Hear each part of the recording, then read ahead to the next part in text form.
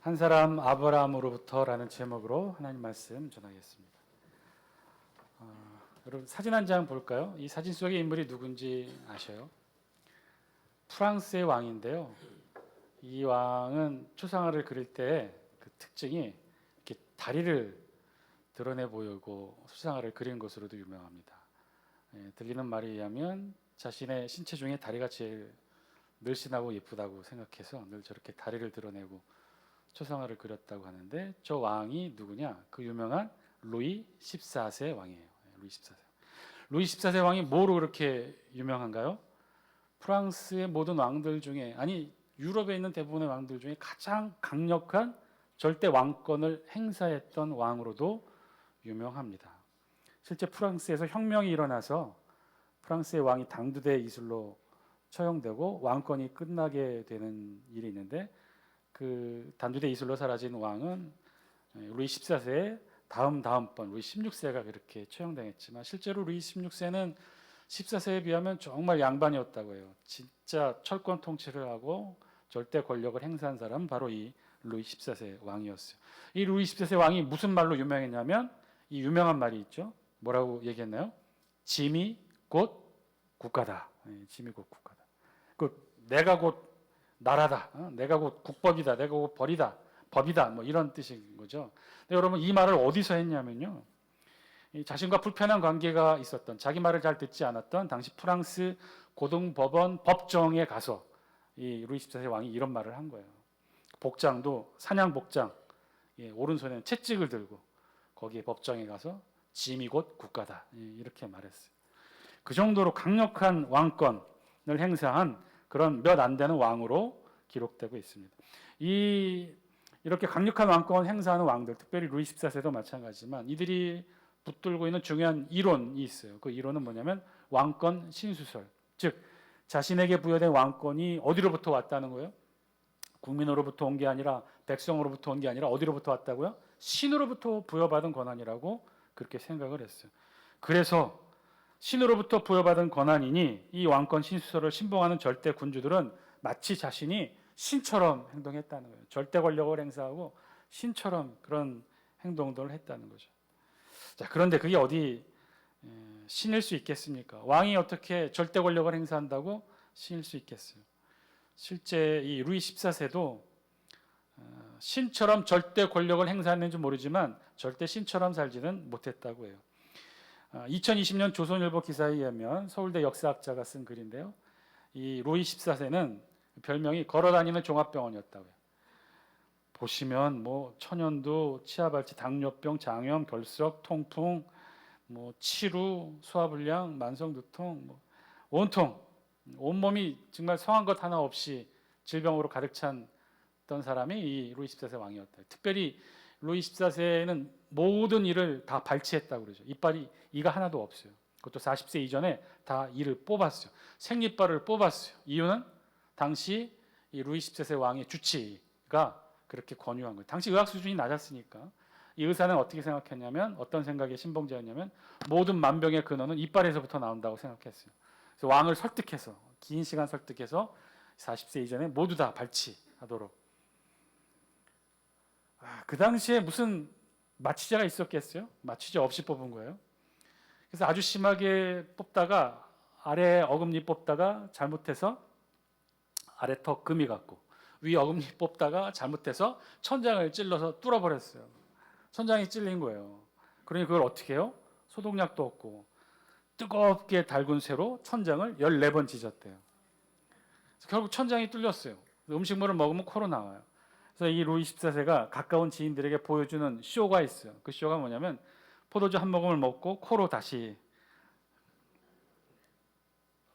평생 목욕 3번밖에 하지 않았다고 해서 루이 14세 몸에서는 가장 심한 악취가 났다고 하죠.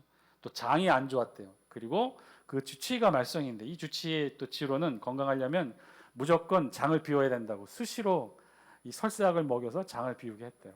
그러니까 일생 중에 늘 화장실을 달고 다녔어요. 그래서 루이 14세의 제2의 정무 공간은 화장실이라고 할 만큼, 그러니까 그런 삶을 살았던 왕이 루이 14세인데, 그런데 그런 삶을 살았던 루이 14세가 이 세상에서 가장 강력한 왕권, 절대 왕권을 행사한 사람으로도 기록됩니다.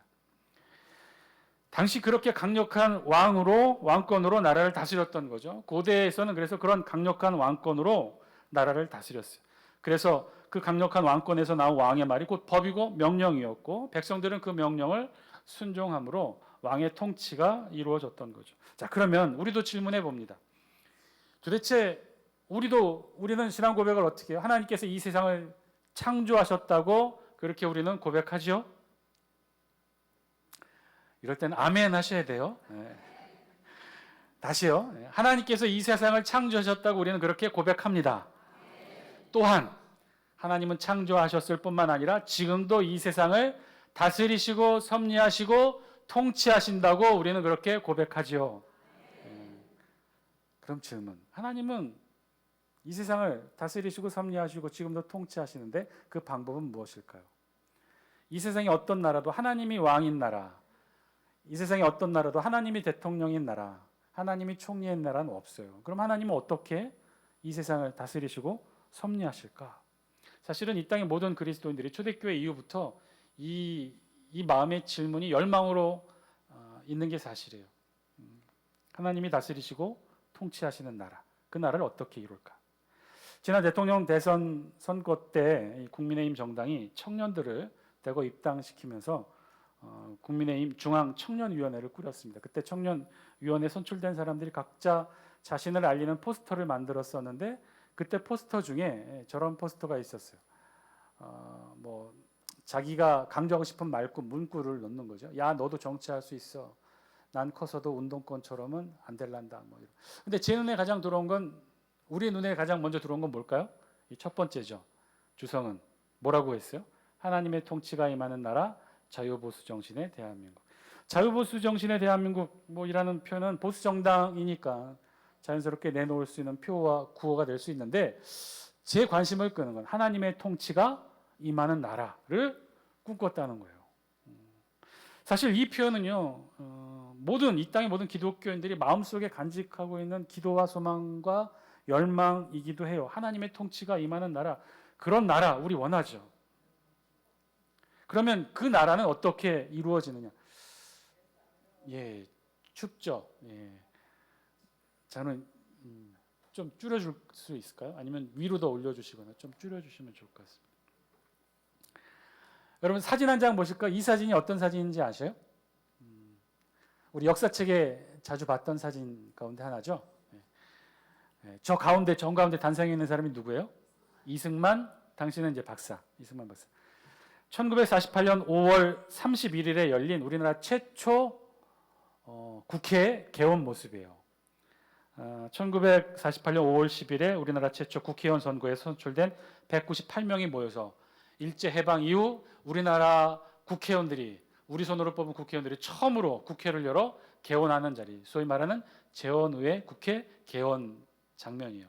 저때 초대 임시의장으로 이승만 박사가 선출됐고 그래서 사회를 보는 자리였어요. 그런데 이 사회 보는 자리에 단상에 오르는 이승만 박사가 순서에도 없는 한 가지 제안을 합니다. 그 제안은 바로 이윤영 국회의원, 선출된 국회의원에게 기도를 부탁한 거예요.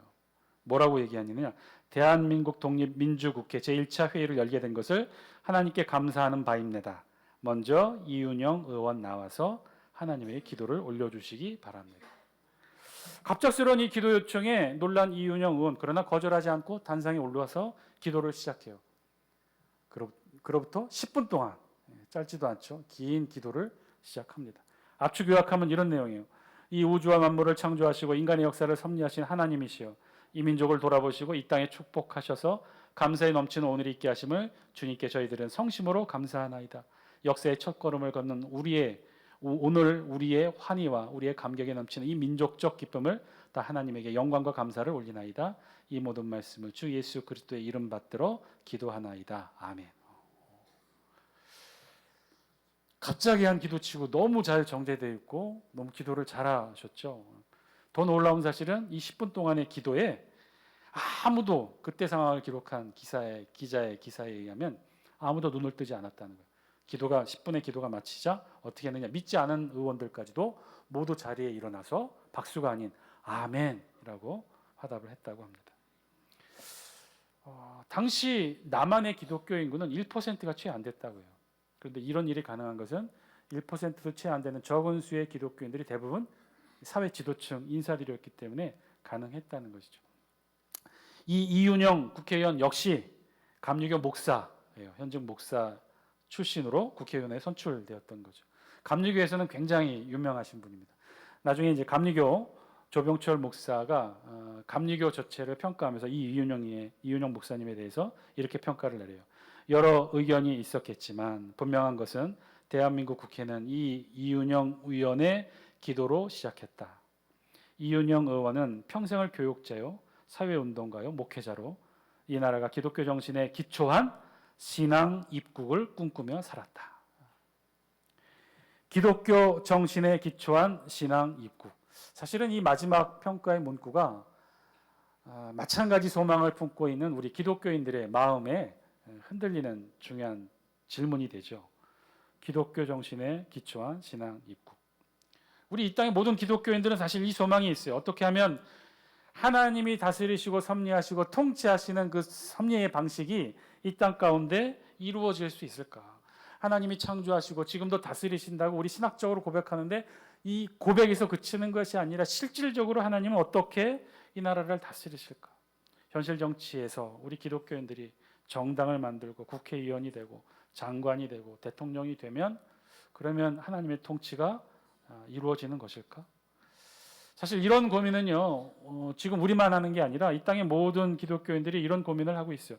전 세계적으로 그래서 기독교 정체성을 가진 다양한 실제 권력을 추구하는 기독교 정당들이 많이 있습니다. 전 세계 42개국 나라에 62개의 정당이 그런 정당이에요. 특별히 가장 유명한 유럽의 기독교 정당으로는 독일에 있는 기독교 민주당, 줄여서 기민당이라고 하죠. 유명한 이 정당은요, 실제 연합하여 다른 정권과 연합하여 정권을 여러 번 잡은 경험도 있어요. 우리나라에도 이런 기독교 정당을 표방하는 단체들이 많이 있죠. 자, 그럼 질문해 봅니다. 그러면 이렇게 정당을 만들어서 그래서 표를 모아 국회의원을 만들어 보내고 그들이 장관이 되고 그들이 대통령이 되면 그러면 이렇게 기독교 정당을 통해 하나님의 통치가 이 땅에 이루어질 수 있을까요? 불행히도 지금껏 인간이 노력해온 하나님의 통치가 실현되는 방법들은요, 중세 천년의 역사를 통해서 그리고 현재 이루어지는 기독교 정당의 정치 활동을 통해서 이루어진 모든 모습을 보았을 때 기독교적 평가는 사실 좋지 않아요. 실패에 가깝습니다. 그리고 반대로도 질문해 보는 거죠. 하나님은 이런 정당 활동, 현실 정치의 참여를 통해 이루려는 하나님의 통치가 임하는 나라를 과연 하나님도 원하고 계실까? 이 질문에는 선뜻 대답할 수가 없는 거죠. 막말로 이런 기독교 정당이 없고 기독교 이념을 가진 정치인들이 없다면 하나님은 이 세상 다스리지 못하는 것일까? 근본적으로 하나님이 이 세상을 다스리시고 섭리하시고 통치하시는 그 방법은 무엇이었을까? 오늘 우리 성경은 그 사실에 대해 우리에게 알려주고 있습니다. 그 사실을 오늘 본문을 통해 찾고 함께 깨닫고자 합니다. 이제 로마서를 끝냈고요. 누가복음, 사도행전, 로마서를 끝내고 이제 다른 서신서를 강해 설교로 들어가야 되는데 들어가기 전에 잠시 우리 성경에는 다른 주제들도 살펴보고 넘어가려고 합니다. 그 다른 주제는 성경 통독의 주제예요. 올해부터 이제 통성경 방식으로 목회 일정과 말씀을 좀 진행하려고 하는데 우리가 보통적으로 하나님의 말씀을 듣고 이해하는 방식은 두 가지 방식이 있다고 해요. 말씀을 한 구절 한 구절 읽으면서 그 뜻을 찾아 하나님의 뜻을 찾아내는 정독의 방식이 있는가 하면 구약과 신약 성경 전체를 읽어서 찾아내는 하나님의 메시지 방법을 찾아내는 통독의 방법이 있는 거예요. 정독의 방법은 숲과 나무를 볼 때 나무를 보는 것에 비유한다면 통독은 이제 숲을 보는 거죠. 그러니까 개별 구절을 묵상에 통해 얻을 수 있는 말씀의 메시지가 있는가 하면 구약과 신약 전체를 읽어야만 깨닫고 알 수 있는 하나님의 메시지가 있다는 거죠. 그래서 우리 기독교에서는 두 가지 방법을 다 권유합니다. 그래서 그동안은 이제 정독의 방법을 해왔다면 짧지만 잠깐 우리가 통독을 통해 알 수 있는 주제들에서 앞으로 좀 다루려고 합니다. 오늘은 그 첫 번째 시간으로 구약과 신약을 관통하는 커다란 주제 중에 하나를 오늘 다뤄보려고 하는데 이거는 한 가지 질문으로부터 시작해요. 우리 구약 성경, 신약 성경을 우리가 쭉 많이들 읽어왔는데 여러분 이 구약 성경과 신약 성경에 공통적으로 구약과 신약 다 등장하는 이름이 있어요. 그 이름이 무엇인지 아세요? 누구의 이름일까요? 구약에도 등장하고 신약에도 등장하고. 많은 사람들이 예수님일 거라고 생각하는데 예수님의 이름은 신약에 등장하지 않아요. 구약에 등장하지 않아요. 구약에도 등장하고 신약에도 등장하는 가장 많이 등장하는 중요한 이름. 그 이름이 뭘까요? 아브라함이에요. 아브라함. 자그마치 신구약 통틀어 236회. 구약에서만 162회, 신약에서 74회. 아브라함. 그만큼 아브라함이 구약 성경과 신약 성경에서 중요하게 다루고 있는 이름이라는 것이죠. 왜 그렇게 아브라함 이름이 중요하게 신구약 성경 모두에서 다뤄지고 있는 것일까? 그것은요. 우리 성경, 구약과 신약, 우리 성경 전체를 통해 성경의 역사가 실질적으로 출발하는 그 출발점에 누구의 이름이 놓였냐면 바로 아브라함의 이름이 놓였다는 거예요. 그 본문이 창세기 12장 1절로부터 시작합니다. 우리 다 함께 오늘 본문 창세기 12장 1절 영상을 통해 같이 읽습니다. 시작.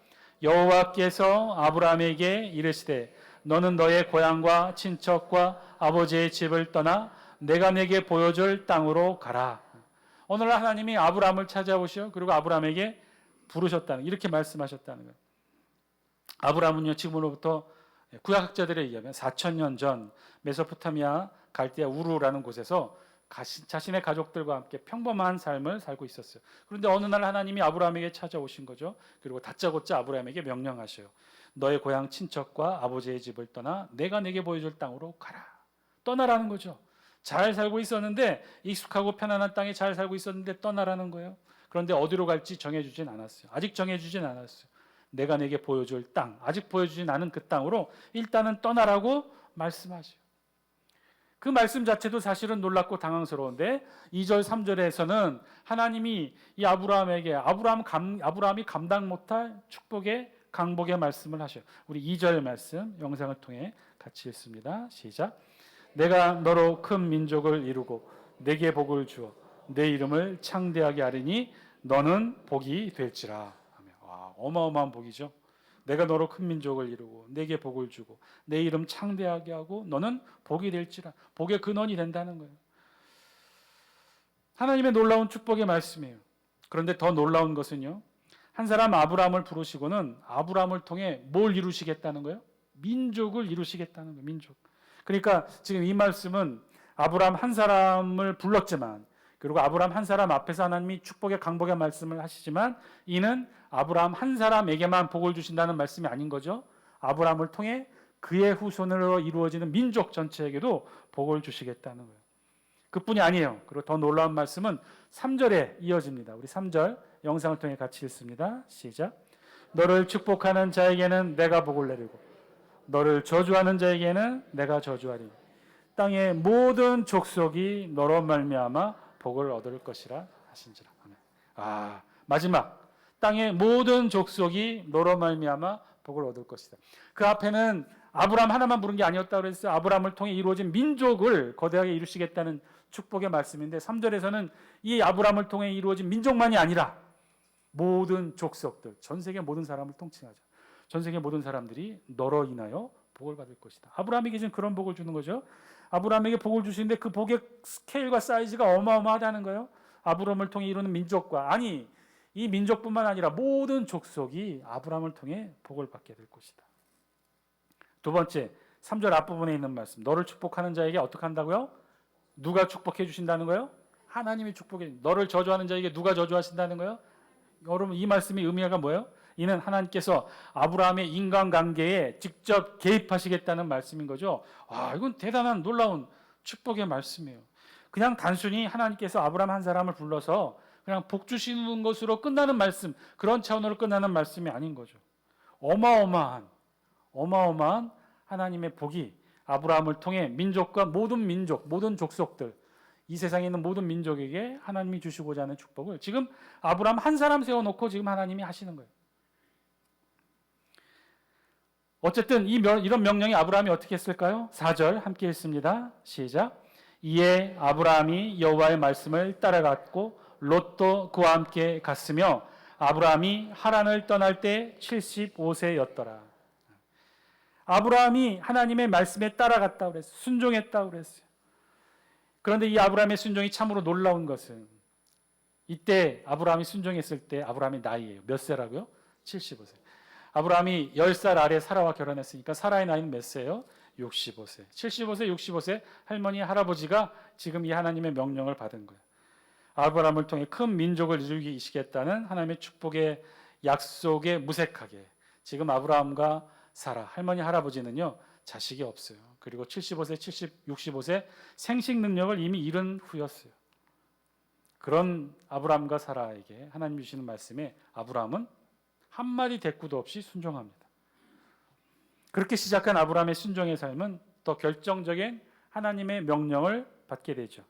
이후 아브라함은요 기적적으로 아들 이삭을 출산하여 언제 낳습니까? 아들 이삭을 아브라함이 100세에 낳아요. 사라 나이 90세에 정말 황금보다도 더 귀한 아들 이삭을 얻게 되죠. 이삭을 얻게 되죠. 그런데 그 이삭을 향해 하나님이 어느 날 아브라함에게 또 엉뚱한 명령을 하셔. 어떤 명령이에요? 아들 이삭을 하나님께 제물로 번제로 바쳐라. 이 하나님의 명령에도 아브라함은 정말 특별한 반응을 보입니다. 한마디 대꾸도 없이 우리가 읽지 않았지만 그 22장 앞부분에 보면 한마디 대꾸도 없이 고민도 없이 다음날 아침 짐을 꾸려 나귀 안장을 지우고 아들 이삭을 데리고 하나님이 명령하신 모리아 산으로 향합니다. 모리아 산으로 가서 정상에서 번제를 드릴 단을 쌓고 단에 제물을 태울 나무를 쌓아놓고는 그렇게 열심히 제사를 준비하는데 옆에서 한쪽 구석에서 이 모습을 아버지의 이 모습을 다 지켜보는 아들 이삭이 아버지에게 묻죠. 7절 같이 함께 읽겠습니다. 시작. 이삭이 그 아버지 아브라함에게 말하여 이르되 내 아버지여 하니 그가 이르되 내 아들아 내가 여기 있노라. 이삭이 이르되 불과 나무는 있거니와 번제할 어린 양은 어디 있나이까. 불과 나무는 있는데 아버지 번제할 어린 양은 어디 있어요? 이 아들 어린 이삭의 이 질문에 보통의 남자, 보통의 자식을 둔 남자 아버지 필부의 마음은 어떨까요? 그냥 덜컥 주저앉지 않겠습니까? 이 말 듣자마자 벌컥 눈물을 쏟을 수도 있었을 텐데. 그런데 아브라함이 뭐라고 말하죠? 이게 더 이상해요. 8절 우리 같이 한번 읽습니다. 시작. 아브라함이 이르되 내 아들아 번제할 어린 양은 하나님이 자기를 위하여 친히 준비하시리라 하고 두 사람이 함께 나아가서. 너무 이상하지 않아요? 아브라함은 정말 이상해요. 그 전에 아들 이삭의 질문은 번제로 드릴 제물 어린 양은 어디 있습니까? 라는 그 질문에 정상적인 아버지로서는 그냥 듣고만 있을 수 없었을 거예요. 번제할 어린 양은 어디 있습니까? 라는 이 아들 이삭의 질문에 정상적인 아버지라면 감정의 동요가 있었겠죠. 그리고 말하지 않았던 참지 못했던 감정을 쏟아놓을 수도 있었을 거예요. 사실은 하나님께서 너를 제물로 바치라고 한다. 어떻게 이럴 수가 있느냐? 이게 말이 되느냐? 하고 속상해하고 울고 붙들고 그럴 텐데 아브라함 매우 이상해요. 전혀 그런 모습 보이지 않아요. 담담히 뭐라고 말해요? 하나님이 자기를 위하여 친히 준비하시리라. 이 말씀 속에는요 마치 꼭 아브라함은 일반적인 필부의 마음이 아니라 마치 꼭 하나님의 마음을 아는 것처럼 하나님과 충분한 교감이 있었던 것처럼 그렇게 말하고 있는 거죠. 아니야, 하나님이 자기를 위하여 친히 준비하실 거예요. 그리고 아브라함은 여기서 그치지 않아요. 이런 말에 그치지 않은 거예요. 이제부터는 마치 미친 사람처럼 살인자가 되어서 100세에 낳은 아들 이삭의 칼을 겨눕니다. 우리 9절 10절 영상을 통해 함께 읽습니다. 시작. 하나님이 그에게 일러주신 곳에 이른지라 이에 아브라함이 그곳에 제단을 쌓고 나무를 벌려놓고 그의 아들 이삭을 결박하여 제단 나무 위에 놓고 손을 내밀어 칼을 잡고 그 아들을 잡으려 하니. 손을 내밀어 칼을 잡고 그 아들을 잡으려 했다고 그랬어요. 이거는요 흉내만 내는 정도가 아니에요. 뭐 대충 이 정도 하면 하나님이 말려주시겠지 그 정도가 아니에요. 아니면 어떻게 죽여 하면 망설이면서 두려워하는 그런 모습도 아니었어요. 이 모습은 굉장히 급박했어요. 그리고 마치 이 모습이 너무나 급박해서 지금 즉시로 멈추지 않으면 아브라함 손에 있는 칼이 아들 이삭의 목을 뚫고 들어갈 것 같은 긴박함 속에 있었다는 것을 무엇이 보여주냐면요 11절 말씀이 보여줘. 우리 11절 영상을 통해 같이 한번 읽습니다. 시작. 여호와의 사자가 하늘에서부터 그를 불러 이르되 아브라함아 아브라함아 하시는지라 아브라함이 이르되 내가 여기 있나이다 하며. 정상적인 필부였다면 정말 이 아들을 어떻게 죽여? 칼이 손에 들고 겨눴지만 못 지르는 거죠. 그래서 눈물을 뚝뚝 흘리고 그 모습을 본 아들 이삭이 그제서야 알고는 또 아들 이삭도 살려달라고 울고 애걸복걸하고, 만약에 그런 장면이 계속됐다면 하늘에 있는 사자가 천천히 내려왔겠죠. 그리고 아브라함 곁에 다가왔겠죠. 그리고 찌르지 못하고 벌벌 떨고 있는 아브라함의 손을 붙잡고 말하겠죠. 됐다. 이제 그만하면 됐다. 이제 그 정도면 내 마음 받아줄게 라고 말했을 텐데 상황은 그렇지가 않았던 거예요. 어디서부터 얘기했다 그랬어요?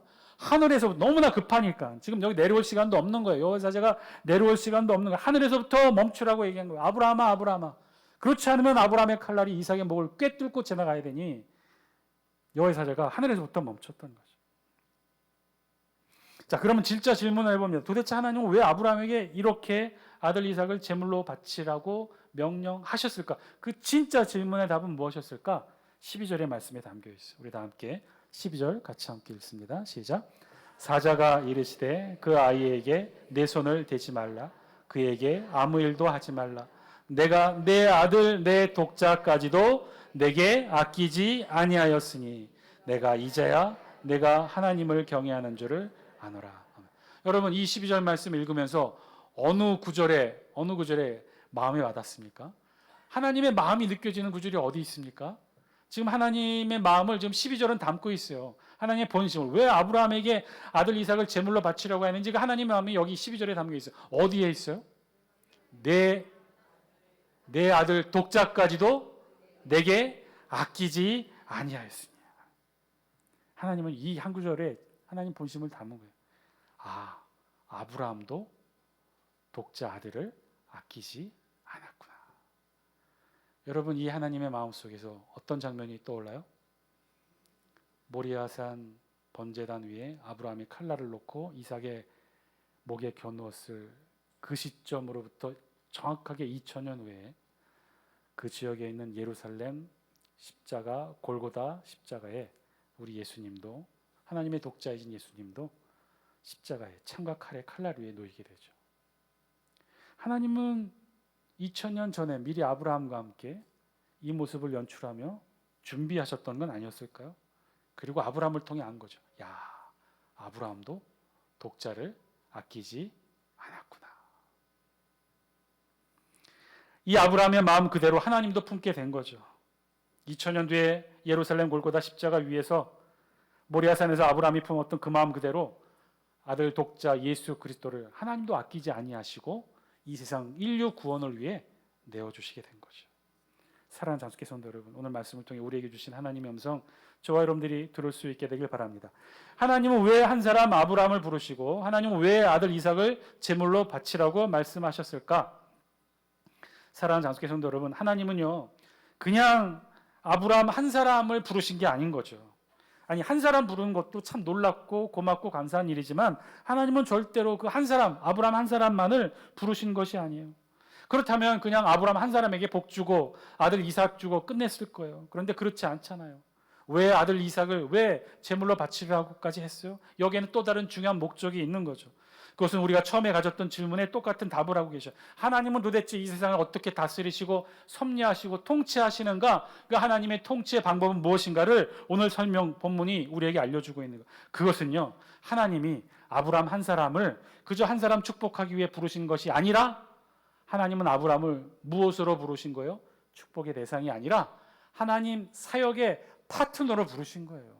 하나님은 아브라함 한 사람을 불러서 그냥 복 주고 이 세상에 잘 먹고 잘 살다가 천국 데려가기 위해서 부르신 것이 아니라 하나님은 아브라함과 함께 이 세상을 다스리시고 섭리하시고 통치하시기 위해 하나님이 아브라함을 부르셨다는 거예요. 그러니 아브라함에게만 복 준 게 아니라 아브라함을 통한 민족에게 복을 주시고 아브라함을 통한 민족과 전 세계 모든 민족을 아브라함을 통해 복을 주시고자 한 이유가 바로 거기 있었던 거죠. 아브라함의 아들 이삭을 왜 제물로 바치라고 했겠습니까? 하나님 아버지도 고민이 됐던 거죠. 2000년간 고민하신 거죠. 인류 구원을 위해서는 이 방법밖에 없는데 아브라함을 통해 확인해 보신 거죠. 그랬더니 아브라함이 그 하나님의 마음을 어떻게 알았는지, 아브라함도 자신의 독자 아들 이삭을 아끼지 않고 하나님께 바치려 했다는 그 사실을 통해 하나님도 다시 한번 마음에 새기신 거예요. 2000년 이후 이 땅에 있게 될 인류 구원의 역사를 하나님도 이루시는 그 출발점으로 아브라함을 통해 함께 그 사역을 이루어 가신 거죠. 사랑하는 장수교 성도 여러분, 이것이 하나님께서 이 세상을 다스리시고 섭리하시고 통치하시는 방식인 줄 믿습니다. 그 방식은요, 정당을 통해서가 아니에요. 국회의원, 장관, 대통령을 통해서가 아니에요. 그 방식은 한 사람, 이 세상에 있는 모든 한 사람 한 사람을 아브라함으로 부르셔서 그 아브라함 한 사람을 통해 하나님의 사역의 파트너로 만들어 하나님이 함께 그 일을 이루어 가신다는 거예요.